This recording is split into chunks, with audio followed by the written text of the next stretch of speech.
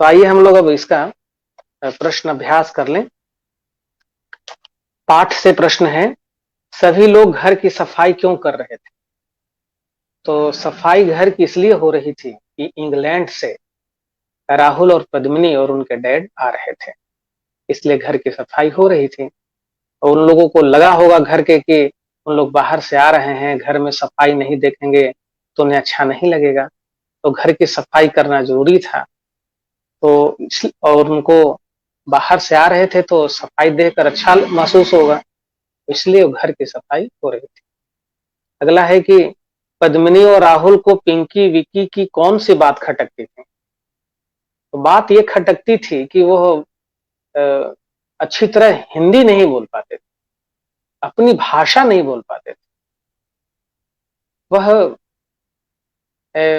बीच बीच में विदेशी भाषा का प्रयोग करते थे, विदेशी भाषा के शब्दों का प्रयोग करते थे। ये बात पद्मिनी और राहुल को खटकती थी कि ये अपने देश की भाषा को नहीं बोल पा रहे हैं, विदेश की भाषा को क्यों बोल रहे हैं, जबकि मैं हिंदी जानती हूं, इसके बाद भी मेरे पास हिंदी बोलने में इनको क्या दिक्कत है? मैं तो हिंदी जानती हूं। अगर मैं हिंदी नहीं जानती, केवल अंग्रेजी जानती, तो अंग्रेजी बोलते, लेकिन मैं तो हिंदी भी जानती हूँ। मैं हिंदी बोल रही हूँ और ये जो है अंग्रेजी बोल रहे हैं। ये बात उनको खटक रही थी। अगला है, पद्मिनी के उत्सुकता का क्या कारण था? पद्मिनी के उत्सुकता का कारण क्या था? पद्मिनी की उत्सुकता का कारण था दादी की कहानियों में, दादी की बातों में था, खंडहर देखने में था। खंडहर देखने के लिए वो जैसे ही खंडहर सुने तो खंडहर को देखने के लिए उत्सुक हो गए। दादी की बातों में उत्सुकता थी, दादी की कहानियों में उत्सुकता थी। पद्मिनी की उत्सुकता का कारण यह भी था कि वह यहाँ देख रही थी कि यहाँ इतने रिश्तेदार हैं, दादी हैं, सब अच्छे लोग हैं। खंडहर जब वो देखी तो खंडहर के बारे में उसे ये पता लगाना हो गया कि इतिहास की दृष्टि से इसमें क्या अच्छी चीजें हैं। अगला है, राहुल और पद्मिनी को अपना गांव क्यों अच्छा लगा? राहुल और पद्मिनी को अपना गांव अच्छा क्यों लगा? क्योंकि यहाँ रिश्तों में मिठास थे, यहाँ शोरगुल नहीं था, यहाँ शांति थी, स्वादिष्ट व्यंजन था, सादगी भरा व्यंजन था, भोजन था, लेकिन बहुत स्वादिष्ट था। दादा दादी थे, चारपाई थे और कहानियां सुनाया जाता था। उसके बाल प्यार से सहलाए जाते थे, दादा दादी समीप बैठाते थे। रात में बाहर सब लोग खाना खाते थे, रात के अंधेरे में लालटेन की रोशनी में सब कुछ होता था। यह सब नीले, ऊपर आकाश में तारे हैं, नीचे पेट्रोमैक्स का जो लालटेन है वो जल रहा है। सब लोग मिल बैठकर प्रेम से खा रहे हैं, कहानी सुन रहे हैं। यह सब और बाहर जो है मेढक टटरा रहा है। मतलब प्राकृतिक सुंदरता देखकर राहुल और पद्मिनी को गांव अच्छा लगा था। अगला प्रश्न है, किसने कहा, किससे कहा और क्यों कहा? अच्छा किया जो इन्हें हिंदी सिखाई। किसने कहा? तो रिश्तेदारों ने कहा। किससे कहा? तो डैड से कहा। क्यों कहा? क्योंकि राहुल और पद्मिनी हिंदी बोल रहे थे। ओहो, ये आई एम सो सॉरी, ये किसने कहा? तो ये पिंकी ने कहा। किससे कहा? तो पद्मिनी से कहा।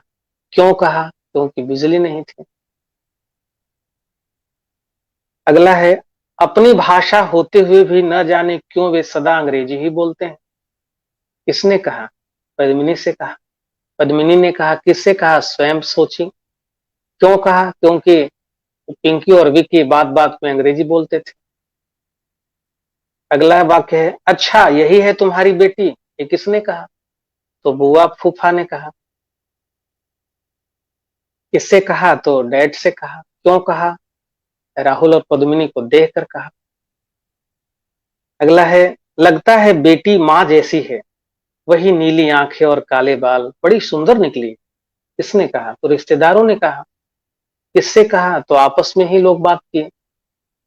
क्यों कहा? क्योंकि पद्मिनी बहुत सुंदर थी।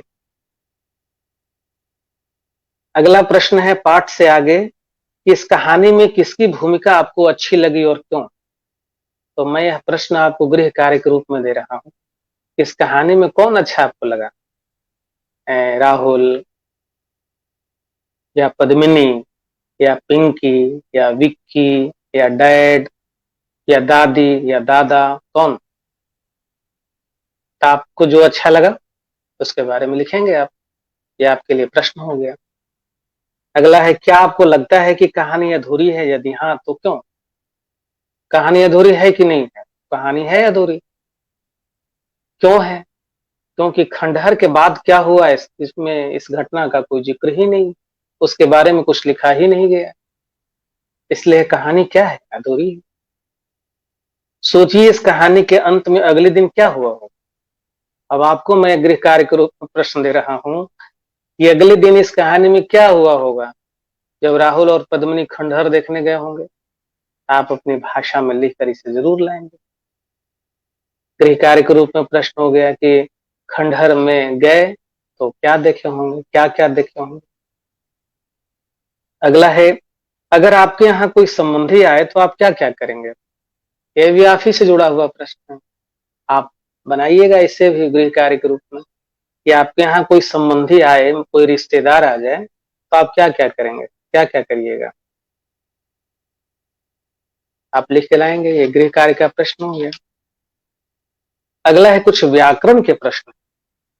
यहाँ कुछ अशुद्ध शब्द दिया हुआ है और उसे शुद्ध शब्द में बनाना है। तो देखिए मैं आपके लिए लाया हूं।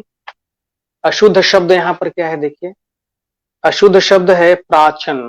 प्राचीन, च में हर्ष इकार है, जबकि शुद्ध क्या होगा? च में दीर्घ इकार होगा, प्राचीन। अशुद्ध है विदेशी, दंत स में दीर्घ ई की मात्रा है, जबकि शुद्ध शब्द में तालाबे श में दीर्घ ई की मात्रा होगी, विदेशी। खंडहर, खंडहर है, ढ है, जबकि शुद्ध शब्द में खंडहर होगा। भग्नावशेष है, जबकि शुद्ध क्या होगा? भग्नावशेष। फिर है म्यूजियम, पूरा म है, अशुद्ध शब्द है, तो शुद्ध क्या होगा? म्यूजियम। तो आप ये देख रहे होंगे अशुद्ध शब्द को और शुद्ध शब्द को, अशुद्ध शब्द को कैसे शुद्ध किया जाएगा। अगला है एक वचन और बहुवचन। तो एक वचन में क्या है? अतिथि। अतिथि को का बहुवचन अतिथियों होगा, तो अतिथि का बहुवचन के लिए क्या किया गया? यूं जोड़ा गया। तो यूं जोड़कर हम अतिथि में बहुवचन बनाएंगे। आंख एक वचन है, इसका बहुवचन आंखें, तो क्या हुआ? एकार की मात्रा से जोड़कर आंखें बहुवचन बना। फिर क्या है? गाड़ी, तो गाड़ी का क्या हुआ? बहुवचन गाड़ियां। गाड़ी जो यहाँ ड में दीर्घ ई की मात्रा थी, बहुवचन में दीर्घ नहीं रहा, हर्ष ई रहा और यहां जुड़ा, गाड़ियां। ऐसे एक वचन से बहुवचन बनाया गया। मेढक, मेढक में क्या है? मेढक में को बहुवचन मेढकों, ओ जोड़ा गया, ओ ओकार की मात्रा जोड़ा गया, मेढकों। कहानी, कहानी का बहुवचन क्या होगा? कहानियां। इसके लिए क्या किया गया? न में हर्ष स्वीकार की मात्रा और या जोड़ा गया, कहानियां। इसी तरह से संबंधी, तो संबंधी को भी बहुवचन बनाया गया। तो ध में जो दीर्घ ई की मात्रा थी, यहां ध में हर्षस्व की मात्रा और यूं संबंधियों। खंडहर, खंडहर को भी बहुवचन खंडहरों, ओ की मात्रा जोड़ा गया र में। इसी तरह से दीवार, दीवार को भी बहुवचन बनाने के लिए र में ओकार की मात्रा जोड़ा गया, दीवारों। आपने ये देखा, इस तरह से हम लोग एक वचन से बहुवचन बनाते हैं। अब अगला प्रश्न है बच्चों, निम्नलिखित वाक्यों में सर्वनाम शब्द को रेखांकित कीजिए। वाक्य सुनिए। अच्छा, यही है तुम्हारी बेटी। तो इसमें सर्वनाम क्या है? तो यही है, यही शब्द क्या है? सर्वनाम है। ख है, वह उसकी मदद करने लगा। इसमें सर्वनाम कौन है? तो वह है। जो ढूंढे उसे मिले, उसमें सर्वनाम कौन है? जो।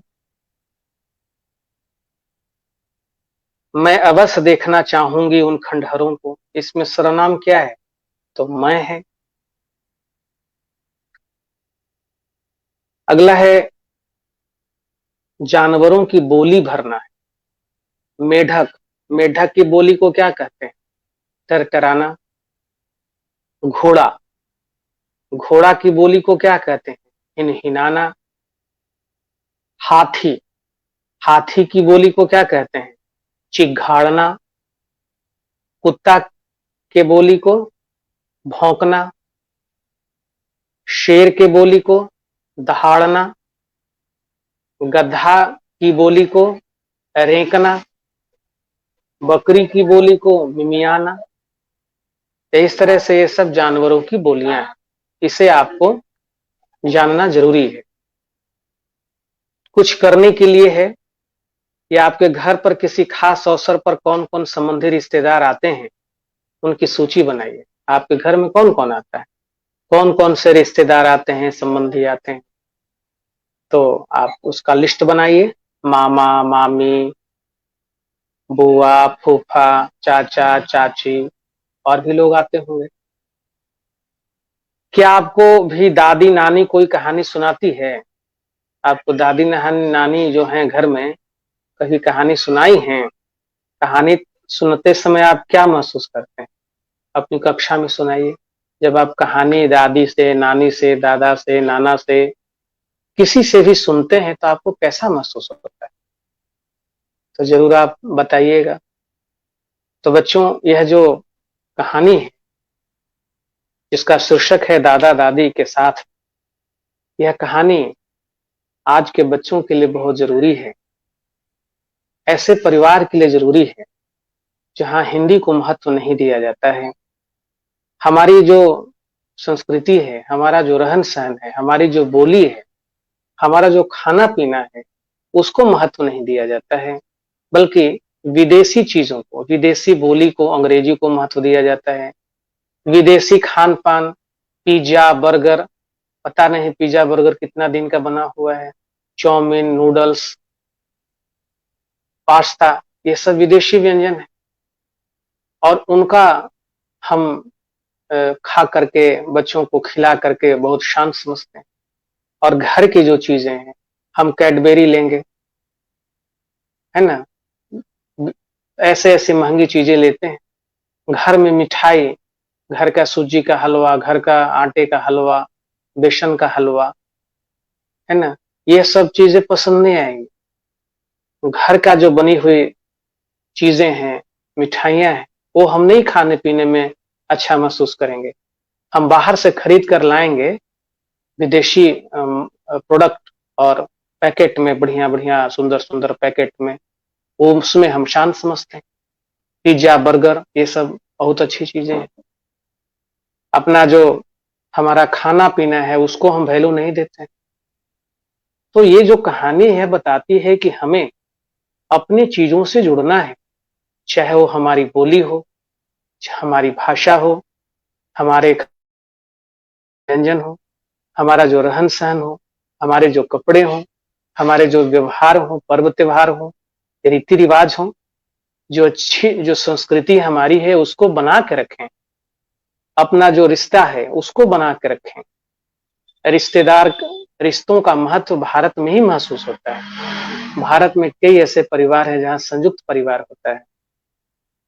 दादा दादी, चाचा चाची, चचेरे भाई बहन, सब लोग एक साथ कई परिवार में रहते हैं, लोग मिलकर रहते हैं। तो जो रिश्तों में हमारे यहाँ, आपके यहाँ कोई न कोई एक सप्ताह, 2 सप्ताह पर आते रहता है, मामा, नाना और अनेक प्रकार के रिश्तेदार बच्चों को प्यार दुलार करते हैं। तो वह जो रिश्तों की महक है, रिश्तों की जो गर्माहट है, वह भारत में है, भारत के परिवार में। तो यह कहानी इसलिए रखा गया है कि हम परिवार के महत्व को समझें, परिवार के में जो रिश्ता है उसकी मिठास को समझें, हम अपनी बोली, हम अपनी संस्कृति, हम अपने रीति रिवाज, हम अपने खान पान, रहन सहन को मौलिकता में बनाए रखें, विदेशी सोच, विदेशी आडंबरों पर न बहकें, उस पर न भटकें, अपनी चीजों पर विश्वास करें। बच्चों बहुत बहुत धन्यवाद, बहुत बहुत शुभकामनाएं, शुभ रात्रि।